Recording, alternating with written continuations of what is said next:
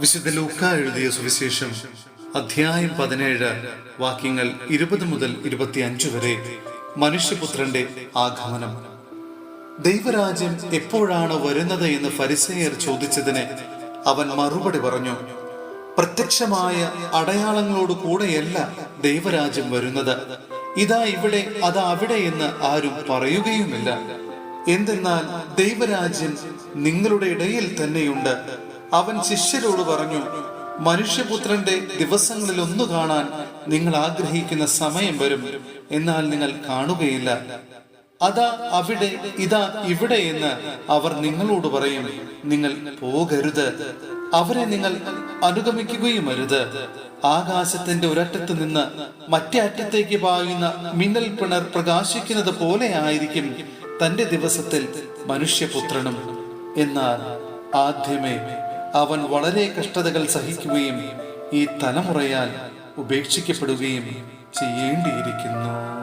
സഹോദരരെ, വിശുദ്ധ പൗലോസ്ലീഹ കൊറിന്ത്യോസിലെ സഭയ്ക്ക് എഴുതിയ 1-ാം ലേഖനം അധ്യായം 5 വാക്യങ്ങൾ 9 മുതൽ 13 വരെയും 6-ാം അധ്യായത്തിലെ 9 മുതൽ 11 വരെയുമുള്ള വാക്യങ്ങൾ അസന്മാർഗികതയ്ക്കെതിരെ. വ്യഭിചാരികളുമായി സമ്പർക്കമരുതെന്ന് മറ്റൊരു ലേഖനത്തിൽ ഞാൻ എഴുതിയിരുന്നല്ലോ. ലോകത്തിലെ വ്യഭിചാരികളെയും അത്യാഗ്രഹികളെയും കള്ളന്മാരെയും വിഗ്രഹാരാധകരെയും ഒന്നടങ്കമല്ല ഞാൻ വിവക്ഷിച്ചത്. അങ്ങനെയായിരുന്നെങ്കിൽ നിങ്ങൾ ലോകത്തിൽ നിന്നു തന്നെ പുറത്തു പോകേണ്ടി വരുമായിരുന്നു. പ്രത്യുത സഹോദരൻ എന്ന് വിളിക്കപ്പെടുന്നവൻ അസന്മാർഗിയോ അത്യാഗ്രഹിയോ വിഗ്രഹാരാധകനോ പരദൂഷകനോ മദ്യപനോ കള്ളനോ ആണെന്ന് കണ്ടാൽ അവനുമായി സംസർഗം പാടില്ലെന്നാണ് ഞാൻ എഴുതിയത്. അവനും ഒരുമിച്ച് ഭക്ഷണം കഴിക്കുക പോലും അരുത്. പുറമേയുള്ളവരെ വിധിക്കാൻ എനിക്കെന്തു കാര്യം? സഭയിലുള്ളവരെയല്ലേ നിങ്ങൾ വിധിക്കേണ്ടത്?